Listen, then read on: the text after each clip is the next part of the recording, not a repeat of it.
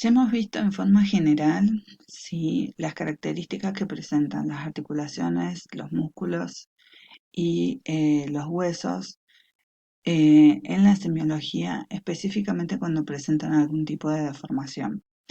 Ahora vamos a ver algunos detalles en las distintas articulaciones que se pueden llegar a presentar, teniendo en cuenta que todo esto después se va a profundizar en una materia que tendrán en años posteriores.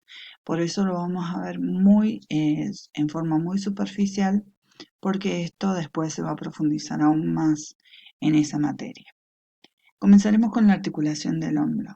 En la articulación del hombro, algunas patologías como la artritis o la periartritis agudas, que son muy dolorosas, hacen que el paciente lleve su brazo en aducción y el antebrazo flexionado, inmóviles, pegados contra el tórax. Eso es una reacción refleja que tiene todo paciente ante el dolor, ¿sí? Porque busca específicamente el nivel de protección. Esto hay que tratar de que no se cronifique, o sea, hay que tratar de tratarlos con urgencia, porque los músculos que forman la estructura del hombro suelen retraerse y después dan un hombro congelado o un hombro doloroso crónico. En otros casos también observaremos la articulación esternoclavicular. El esternocostoclavicular es una articulación que suele presentar deformaciones en algunas oportunidades, principalmente por la luxación de la clavícula. Si presenta esta deformación puede estar acompañada con tumefacción y da al hombro una característica particular que es la saliencia justamente de la clavícula del extremo externo. La existencia también de equimosis en la cara anterior que se traslada hasta el antebrazo nos da una idea de la ruptura de la porción larga del bíceps. En la palpación, los procesos inflamatorios sinoviales podemos encontrar distintos puntos dolorosos, ¿sí? Eh, ¿Por qué? Porque esta cápsula, que es la del hombro, es una cápsula que no está muy protegida ni por músculos ni por ligamentos, está muy descubierta.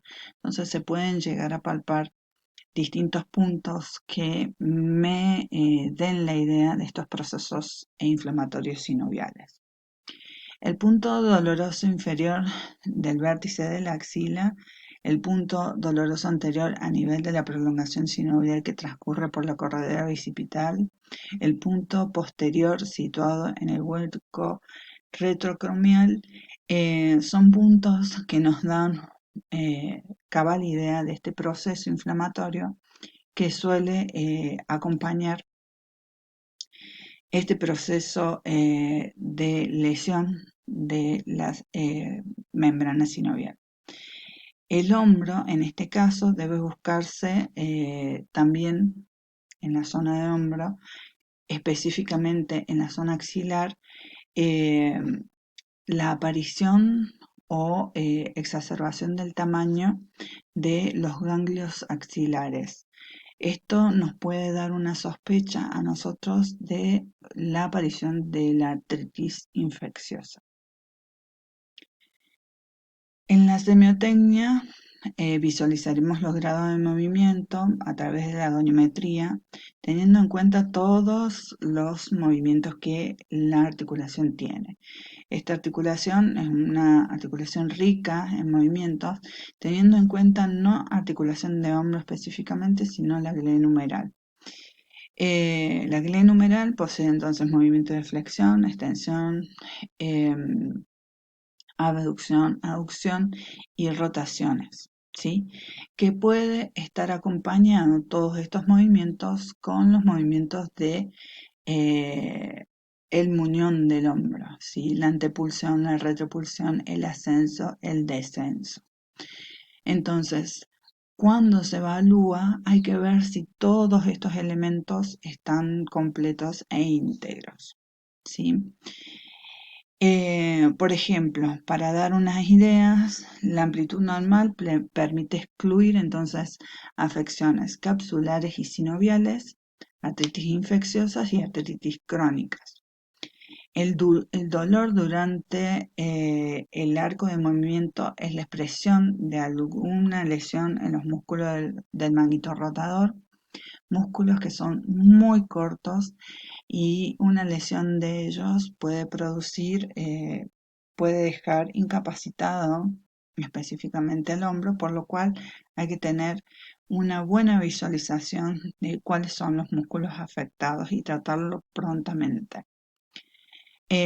También se puede visualizar cuando se realiza el tema de la movilidad, si hay lesión en la porción larga del bíceps, si hay una lesión en la bolsa subacromial-deltoidea, que esa bolsa subacromial-deltoidea suele ser muy, pero muy dolorosa en su sintomatología.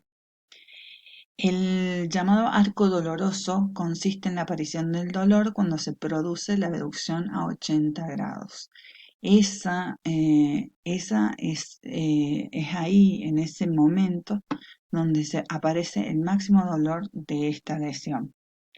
La aparición en los últimos 90 grados solamente es una característica de una afección de la articulación acromioclavicular. ¿Por qué?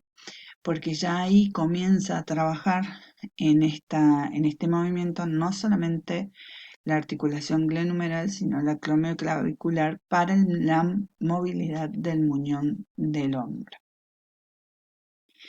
En la articulación del codo, hay que recordar la existencia de cierto grado de abducción del antebrazo debido al valgo fisiológico que tiene. El codo tiene, ya hemos visto que tiene un valgo fisiológico en biomecánica, tenemos una desviación hacia afuera del antebrazo que es normal. Lo que hay que ver es si ese grado de abducción se incrementa o está incrementado comparando con el miembro contralateral. También sería algo anormal que el codo estuviera en varo, ¿sí? En la cara posterior del codo se puede visualizar los nódulos reumatoideos o tofos gotosos, ¿sí? En la parte de la región del olecrano pueden aparecer estas pequeñas tumoraciones y las bursitis olecranianas, también de etiología gotosa, y las placas de psoriasis. Es muy característico en la parte posterior, no solamente las placas de psoriasis, sino también en pacientes diabéticos, el resecamiento excesivo de esa zona de la piel. Entonces, esa es una de las características que nos da la inspección del codo. Con respecto a la palpación, hay que palpar específicamente todas las eminencias, ¿sí? Tanto el epicóndilo, el epitróclea y el olecranon. Específicamente si al palpar el epicóndilo y la epitróclea tenemos un dolor punzante bien localizado, puede ser sintomatología tanto de epicondilitis como de epitrocleitis respectivamente. También se palpa los canales olecranianos, principalmente por donde transcurre el nervio cubital, que es el más superficial de todos, que es el que nosotros siempre golpeamos sin querer cuando le damos, por ejemplo, un codazo en la mesa, y ese nos da una irradiación en todo este sector, ¿sí? En todo este sector, hasta llegar a la mano. Esa irritación se puede presentar como un pequeño hormigueo o en algunos casos cuando el nervio está irritado con un dolor bastante importante. Los movimientos que vamos a ver son específicamente los del codo. Acuérdense que el codo no es solamente la articulación húmero cubital, sino que es la húmero radial y también la radio cubital superior, por lo cual va a tener movimientos de flexión, extensión, pronación y supinación. Entonces hay que ver si están limitados estos movimientos y porque puede ser indicio de alguna enfermedad reumática crónica o de una artritis postraumática. También puede darse si hay fracturas y han quedado algunos microelementos dentro de la articulación, que exista una limitación de la movilidad. Esto se da cuando existen cuerpos libres, y también puede existir una ligera limitación de la flexo-extensión en las rotaciones libres. Puede haber se puede dar cuando hay específicamente artrosis. También puede haber una limitación total o anquilosis si se presenta en la poliartritis crónica o artritis reumatoide. Si puede llegar a fijar, anquilosis es la fijación ya de la articulación, por lo cual no puede realizar ningún tipo de movimiento. Bueno, continuamos después con el resto de las articulaciones.